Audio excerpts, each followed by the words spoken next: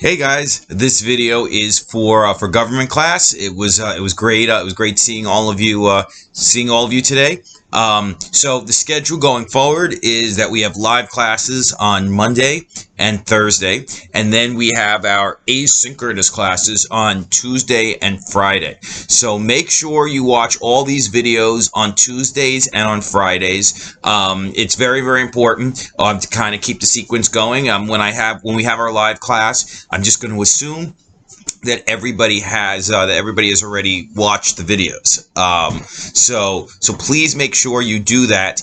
Probably the best thing to do is to watch it at the scheduled time for the async classes. So like whenever our class would meet, so like period or eighth period in the case of government, I think that would be a good time to watch it. But whenever you decide to do it, just make sure you watch it. It being all these videos I'm going to make. Also, I posted another article, 2 articles. Thank you, Danielle, for actually telling me how to do this properly, to post it, turn it into PDF and all of that, and then post it. So I have 2 articles from the Washington Post that actually discuss, that were in the newspaper in the past couple of days, that discuss what we were talking about in class today, about the fact that the United States is increasingly under minority rule. It's basically being run by people who do not win a majority of the vote, and the consequences of that. And we see the consequences of that with the election of Donald Trump, and also with the whole fight that's going to commence with the Supreme Court. So make sure you read both those articles that are posted on Google Classroom. So today we're going to talk about how we got the system of government. Now, one term that I saw used a while back that I think is, well, it's historically well known, this term, to describe the way the Constitution was developed, was that it was a bundle of compromises. So basically, we get 55 people together in Philadelphia. It was very, very hot. They insisted on keeping the windows closed at the Constitutional Convention because they were afraid that somebody would be listening outside. So the thing is that it was under pretty sweltering, uncomfortable conditions that our nation's Constitution was written. 55 men gathered there, but only 39 ultimately signed the Constitution, which became a. And the reasons why they did that we're going to discuss later. So this Constitution has been in effect for 200 and let me see if we got my math right. 233 years. We have the longest still in effect Constitution in the world. No other country in the world has had a Constitution for as long as we have that's actually still an operative Constitution. That's still actually the law of the land. So how did the United States get the system of government that we still have 233 years later? Now, some of this might go back a little bit to 9th grade, but the Articles of Confederation, remember, was the first set of laws for the United States. The federal government was way too weak in the Articles of Confederation. It really had no power to do much of anything. So the Constitutional Convention met in 1787 in Philadelphia to come up with a new set of laws to govern the country. Now, one of the most controversial questions at the Constitutional Convention, the one that they had one of the hardest times figuring out how to decide, was how would we decide how many representatives each state would have in the new legislature that was about to be created at the Constitutional Convention. So there were 2 main plans. Well, to answer that question about how the United States would, how would we decide how many representatives each state would have? The first plan was called the Virginia Plan. Now, the Virginia Plan called for a three-branch government, a national executive, a judiciary, and of course a bicameral legislature. So our Constitution that was ultimately written still has the framework that the Virginia Plan kind of conceived of. Now, it was different, though, than the ultimate Constitution. So we had an executive, a judiciary, a bicameral legislature, but according to the Virginia Plan, the lower house would select the upper house. So in other words, the House would actually select the Senate. The national government would be supreme over the states, saying that this is the only way we could actually make a government functional, because remembering the experience of the Articles of Confederation, when that was not the case and the government was not working. But perhaps most significantly, the Virginia plan said the more people a state has, the more representatives it should have in the legislature. Virginia, of course, was a big state. Pennsylvania, New York, states like that would certainly be more on board with a plan like this. But we have a lot of small states who were not, on board with the idea that these bigger states would have so many representatives in Congress, and basically they would have very little influence at all. So the New Jersey plan, which was conceived by William Paterson, New Jersey is named after him, basically called for state sovereignty. The states would still basically be allowed to run their own affairs. There would be no federal judiciary at all, and there would be a national legislature that would have limited powers, with each state having an equal number of representatives. So New Jersey and Delaware would have the same number of representatives as New York and Virginia would have.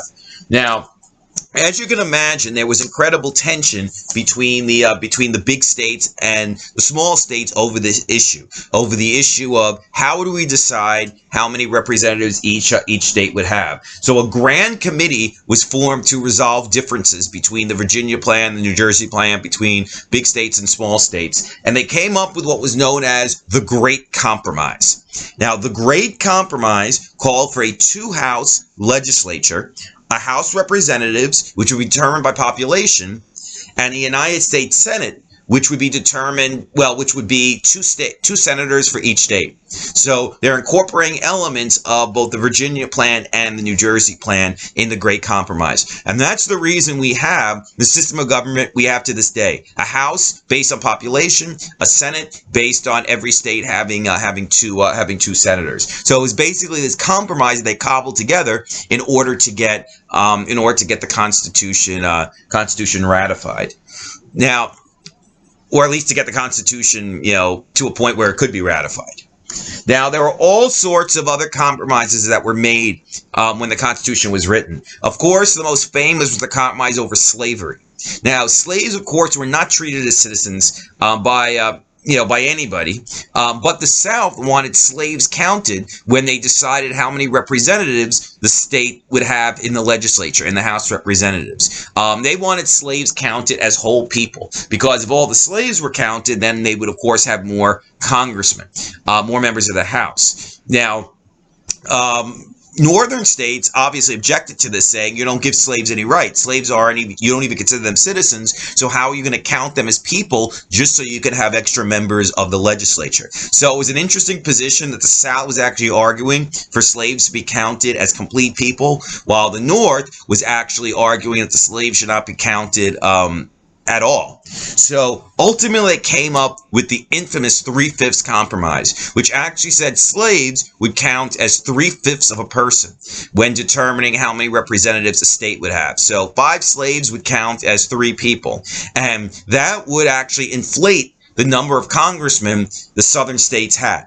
Right, because they're not counting slaves as whole people, but they're still counting them as as 3/5. And ironically, this actually gave the South much greater influence in the government than they really should have had.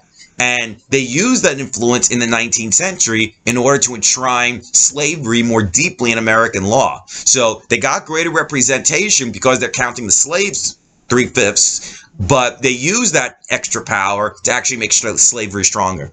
So that's one of the cruel ironies of the 3/5 compromise. Now, there were a lot of other questions when they were writing our Constitution and trying to figure out, how are we going to make this whole thing work? Now, there were some people who were very skeptical of the idea of having a president. Does the country really need a chief executive? A lot of people asked. Remember, this was memories of the King of England were still pretty fresh on the minds of a lot of people, and they were worried that a future president could actually assume monarchical powers or dictatorial powers. So some people were skeptical of the idea of actually having a president. Also, how would this president be selected? Would he be selected by state legislatures? Would he be selected by the members of Congress? Would he be selected by the people? Would the people just vote on, whether they want, who they want for president? The compromise they came up with was something we certainly know now, we know a lot about now. the Electoral College. Now we're going to have in either a video or a live lesson, we're going to talk a lot more depth about the Electoral College, but just a very brief overview at this point.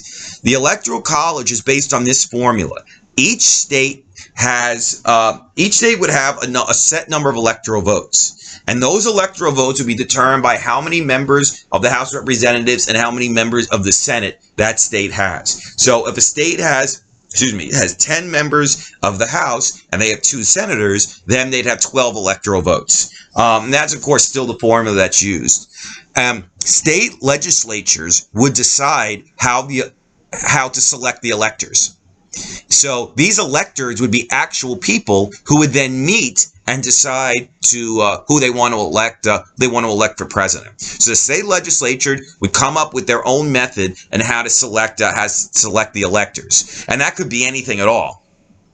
Now, as time went on, and as the decades wore on, and by the time we got to the 1820s, almost every state had adopted the model that the state's electoral votes should be based on which candidate wins the most votes in that state. So if candidate X wins more votes than candidate Y in the state of Vermont, then candidate X would win the electoral votes, all of the electoral votes. That's what the model that most of the states went with, well, not all, that would win all of that state's electoral votes.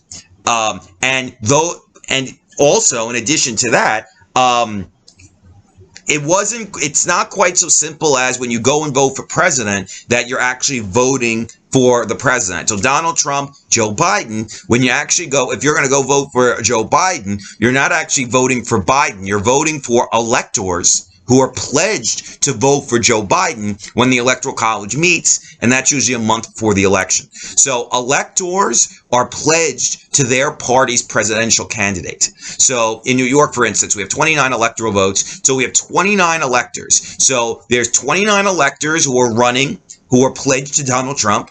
There are 29 electors who are pledged to Joe Biden. So when you go vote for Joe Biden or Donald Trump, you're actually voting for the electors who will vote for either Donald Trump or Joe Biden when the Electoral College actually meets. So technically, you are not voting for the presidential candidate. You're voting for people who will then vote for the presidential candidate. But that's the formula. It's kind of been in place since the 1820s. But before the 1820s, state legislatures just picked electors, by whatever method they felt like, and then those electors would vote for whoever they wanted to be president. And it was usually one of the two-party candidates. So we had political parties in America from 1790 really on, right? So each party nominated a presidential candidate, and electors would usually almost always vote for either the candidate nominee from one party or the nominee from another party. But it really was up to the legislature until the 1820s, when it was based on, from that point on, when it was based on who won the most votes in each state. We're going to talk a lot more about, I know it's confusing, we're going to talk a lot more about the Electoral College in subsequent lessons. That was just a very brief overview. Now, there were some important principles that were included in the new Constitution. One of the most important is something called the full faith and credit clause. Now, what that means is that citizens of a state shall have all the, quote, privileges and immunity of citizens from any other state. So, for instance, when you get your driver's license is issued by the state of New York, but if you're driving around in Kentucky, the state of Kentucky has to honor the driver's license that was issued to you by New York. So a state has to recognize all the privileges and immunities that another state granted its citizen. So every state has to recognize every other state's privileges and immunities to its people. The supremacy clause, very important part of the Constitution. It said that the federal government is supreme over state governments. So if there's ever a conflict between the feds and the states, federal law is always supreme over state law. If there's a conflict between two state laws, federal law takes precedence over whatever the states want. So that's very, very important. That's something that the South never completely accepted, and was one of the reasons why ultimately they waged a civil war, right? Because they did not believe that the federal government should be supreme over the states. Now, the plan for the government that was created in the Constitutional Convention was to have 3 branches of government, all that had unique powers that could also check the power or limit the power of the other branches. So 3 branches of government were created: the legislative branch, the judicial branch, and the executive branch. And each of these 3 branches would limit or check the power of, so one of the branches could check the power of either 1 or 2 of the other branches. So it actually made separation of powers, actually made sure that that one branch did not get too powerful. That's very, Montesquieu, the philosopher, actually came up with that idea in the 1750s. So, and it was incorporated in our Constitution, which is, it's very, very significant, right? And very important to have our government work properly. The executive branch is run by the President of the United States. He's the Commander-in-Chief of the Army, and he enforces the laws. I'm just going to put this in very simple terms, but it gets a little more complicated. We'll talk about that. The President enforces the laws, the executive. The legislative branch, that's Congress, the House, and the Senate, they pass laws. The judicial branch, which is the Supreme Court and lower federal courts, interpret the laws. So that's probably, how you've always learned it, the powers of the 3 branches of government, but it gets a little more, actually a lot more complex than that. And we're going to talk about that later and in subsequent videos. Now, Congress passes laws, but the executive branch enforces the law.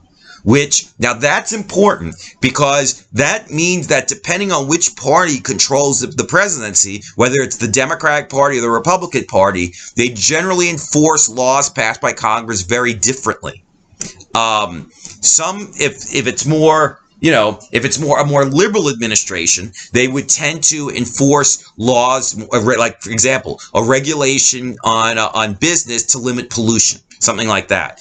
A Democratic administration would tend to interpret that very strictly. A Republican administration would interpret that very loosely. The Clean Air Act, for instance, is actually interpreted quite loosely by the Trump people. So the executive branch, and there are a million other examples of that. So the executive branch has enormous power to enforce laws the way they see fit. And that varies wildly depending on who actually controls the executive branch, which is why it's very important to vote and to think about who you're voting for. Because this person and who will appoint a certain set of appointees who will align with either a liberal or a conservative philosophy, decide how health laws, safety laws, environmental laws, labor rights laws are interpreted. A conservative administration will tend to interpret them very strict, will interpret them very loosely. And a liberal administration will tend to interpret them or enforce them in a very strict manner. So if a law says that people have a right to join a labor union, liberal administration will probably be very strict with that, while the conservative administration will tend to be a lot looser with that. So that's one of the biggest powers of the executive branch, their power to enforce laws the way they see fit. And this is actually, just on a personal note, this is something that I'm quite concerned about, what a conservative, if you're a progressive, what a conservative court system could mean. Because a lot of conservatives argue that the way that the executive branch interprets laws, it's actually unconstitutional. Congress is supposed to pass the laws, so it's giving the executive branch too much power when you tell them, how they can enforce laws. So conservatives want to limit the ability of the executive branch to actually enforce laws strictly. Or at least outside the scope of the actual law that had been passed by Congress. So the Supreme Court can decide, or any court can decide, that that's accurate, and that would actually be like I won't say a knockout punch, but it would be a real bloody nose to the idea of the idea that the government actually the executive branch actually has the power to enforce laws. The conservatives call it the administrative state. What right do all these assorted federal agencies actually have to enforce laws the way they see fit, right? As opposed to exactly what Congress said. So the thing is that that could potentially be one of the biggest flashpoints in these judicial wars that we're currently engaged in. So stay tuned for that. Now let's talk a little bit now about the structure of the Constitution. There are different articles in the Constitution. Article 1, and it goes up to Article 9. So let's talk about some of the articles of the Constitution. Article 1 concerns Congress and its powers. Now, some things are stated quite clearly. Article 1 says that members of the House will be based on a state's population. So the more people that live in a state, the more the more members of the House of Representatives that state would have.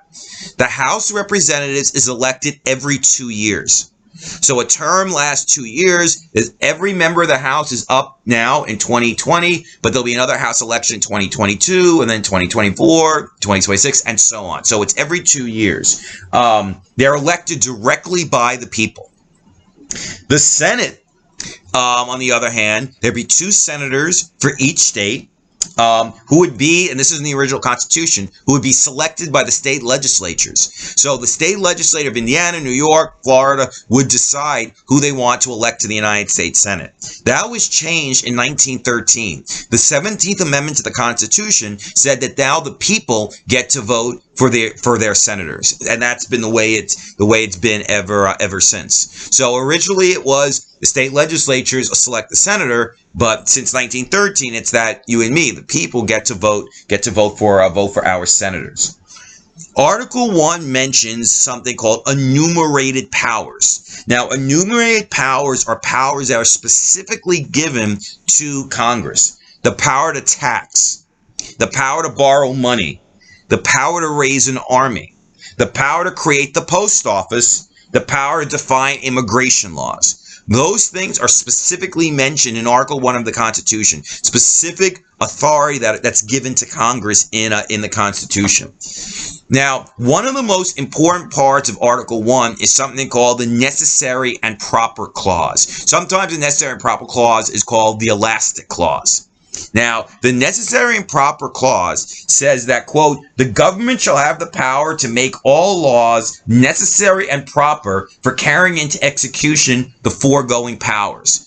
So basically, Congress has the authority to, it's called the Elastic Clause, Congress has the authority to do things that might not be specifically mentioned in the Constitution, but are necessary to run the government. So they've put that clause in there in order to give the Congress flexibility, because they're listing a whole bunch of things, but they have the founding fathers realize that, well, there might be something that we missed, right? There might be a certain item that, we didn't include, but that Congress needs to do. So that's why we have the Necessary and Proper Clause, or the Elastic Clause, that there are implied powers that the Constitution might not specifically say that the Congress has a certain power, but it's implied that they have the power using the Necessary and Proper Clause. Now, this clause was very controversial, particularly with strict constructionists. They basically said that, well, this gives the government the power to do anything,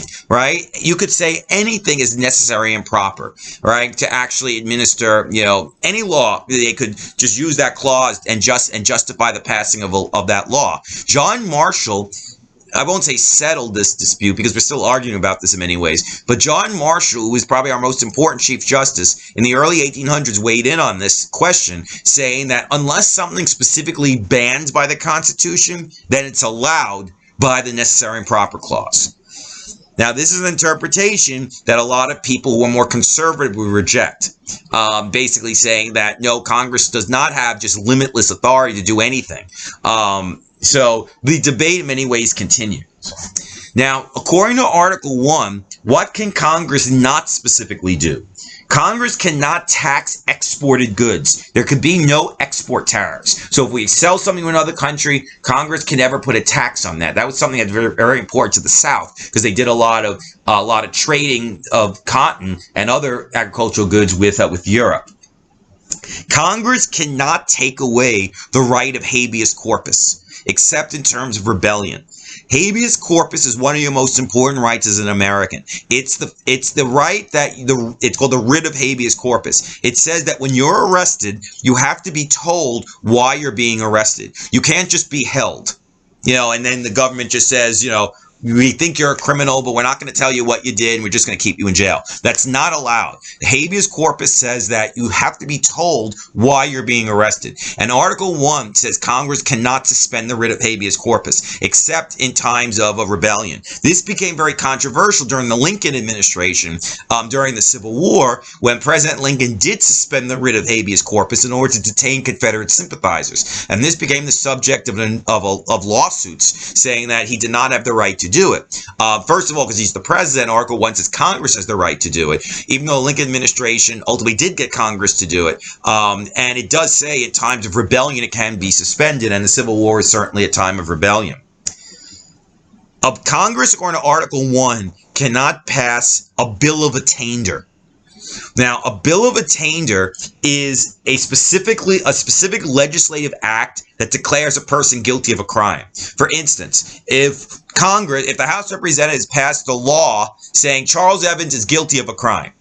Now, that's what they used to do in England. So that's why that was on the mind of a lot of these founding fathers. So you can't do that. You can't just, a law passed by Congress can't declare a person guilty of a crime. So that's banned. We cannot have bill of attainders in the United States. You cannot have ex post facto laws in the United States. An ex post facto law is banning a certain act after it was actually committed. So I do something that was legal on Tuesday. If Congress then bans it on Wednesday, they can't arrest me for having done it on Tuesday.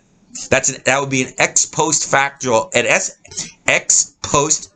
law, and that's specifically banned in Article 1 of the Constitution.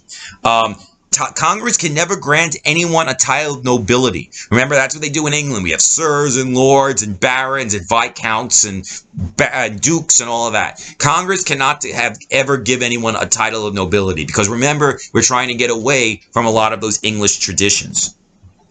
There are denied powers in certain acts that they said the states cannot do, that only Congress can do. So states can't make treaties with foreign countries. States can't coin money. Like New Jersey can't have their own money, as opposed to Connecticut, because they were doing that during the Oz Confederation. States can tax exports. So these are denied powers that only belong to Congress and are denied to the states. Article 2 of the Constitution concerns the power of the president. Now, Article 2 says the president is commander-in-chief of the military. So that is so important, guys. The fact that a president, forget about whether you like this president or not, but the fact that the president, who's a civilian, controls the military, means there cannot be military coups in the United States, right? Because in other countries, there's a general who's in charge of the military, and he can decide to take over the government, right? Because he's in charge of the military. In America, that's like in military juntas and in coups, countries that have that situation. That's because we have a general who's in charge of the military and can actually order his troops to take over the government. That can't happen in the United States because the president is the commander-in-chief of the military. A civilian, a non-military person is in charge of the military. So that way we could never have, at least theoretically, we could never have military rule in the United States because the civilian's in charge.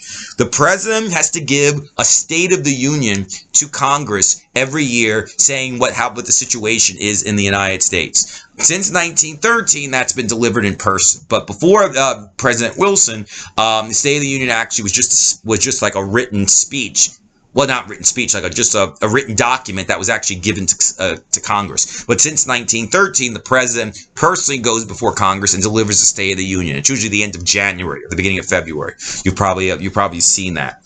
The president has to faithfully execute the laws. That's actually in the presidential oath, and that's mentioned in Article 2. Now, the fear and the hatred of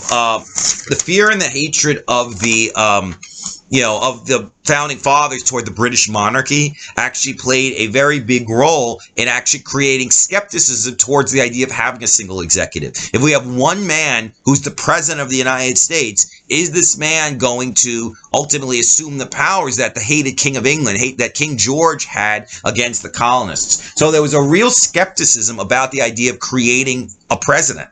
But one of the things that kind of eased the mind of a lot of the founding fathers was the idea that George Washington would probably be the first president of the United States. Washington was actually presiding over the Constitutional Convention, and George Washington is a beloved figure in America, as you know, right? George Washington is the man who won the Revolutionary War against the British, a man who's kind of seen as totally above politics, above ambition, would always behave honorably. So the knowledge that George Washington was probably going to be the first president actually eased a lot of people's minds about creating the office of president. Those who were concerned that it could potentially become too powerful. Now, he's commander-in-chief of the military, as we talked about. The president is also the head of state, meaning he represents the nation. So when the president goes somewhere, the president greets foreign dignitaries. The president is the representative of the United States. So that's very important. Article 3 of the Constitution concerns the power of the courts. Now, only the Supreme Court is mentioned specifically in the Constitution, but Article 3 says that Congress can create lower federal courts, and of course they did. So we have federal district courts. We have the federal district courts usually cover like a certain area, like, New York City, for instance, has a district court on Center Street in Lower Manhattan. They have one in Brooklyn, too, because we have a big population. But district court usually, just to give New York is weird because New York has so many people. But in most places, a district court would be in charge of a few cities. Then above the district court would be a court of appeals. A court of appeals would have jurisdiction over many states. And then above the Court of Appeals is the Supreme Court. So President Trump has gotten 200 appointments to the federal courts, and that's one of a legacy that we will have to live with. Conservatives are thrilled about that because these people will be there forever. But liberals are concerned about that. But one of the president's most important powers is to appoint judges on the federal courts, and it's not just the Supreme Court. There are hundreds and hundreds of federal judgeships throughout the country. Federal district court judgeships and Court of Appeals judgeships, and they're the ones who set most of the law, honestly, because Supreme Court takes like 5 to 10% of all cases that go before it. So that means Court of Appeals are really the ones that pretty much decide whether laws are constitutional or not. Supreme Court usually does not get involved. All judgeships are for life. So if you're appointed by you're appointed by the president to be a federal judge, you'll be there for the rest of your life. You also, if you're appointed by the president, then you have to be confirmed by the Senate. And if that happens, you're going to be a judge for life. So there's a whole debate about how appropriate that is. Article 4 of the Constitution is the full faith and credit clause, which we talked a little bit about before. States cannot favor their own residents over residents of another state. So a state can't treat a resident, like New York can't treat a New Yorker better than they would treat a resident of New Jersey, according to the full faith and credit clause. I gave you the driver's license example. Driver's license has to be respected by every state. Of course, there are exceptions, like like teaching licenses, for instance, are issued by individual states, like my license from New York, but other states can have other licenses. And that's true with bar exams too, because every state has different laws, right? So if you pass the bar exam in New York, that doesn't necessarily mean you can practice, it doesn't mean at all that you can practice law in another state, because states have different laws. So it's not ironclad, the full faith and credit clause, but basically, a privilege or immunity that's granted by a state, by one state, has to be respected by every other state. Probably the best modern day example of this was the issue of gay marriage. There were an increasing number of states in the early 2010s that were legalizing gay marriage. The question became, if New York legalized gay marriage in 2011, Alabama, Mississippi did not legalize gay marriage. So if you're gay and you were married in New York, is your marriage going to be recognized when you go to Alabama, Mississippi? The Supreme Court, ultimately weighed in on that question and said that the government, the Constitution bans any restrictions on gay marriage because they're saying that's a violation of your rights.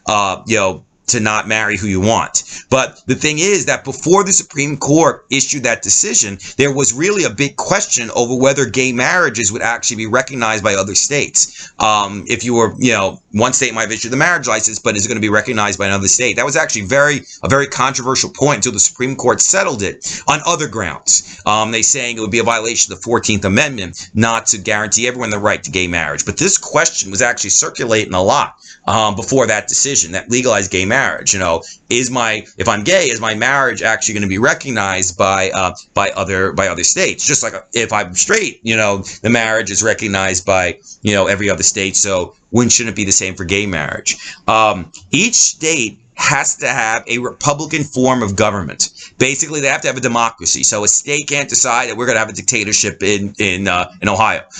So basically, they have to allow the people to elect their legislature and elect their elected officials. Article 5 of the Constitution is the amendment process. Now, there was a recognition that the Constitution is going to need to change. That conditions change, and there will come a time when the Constitution might need to be amended.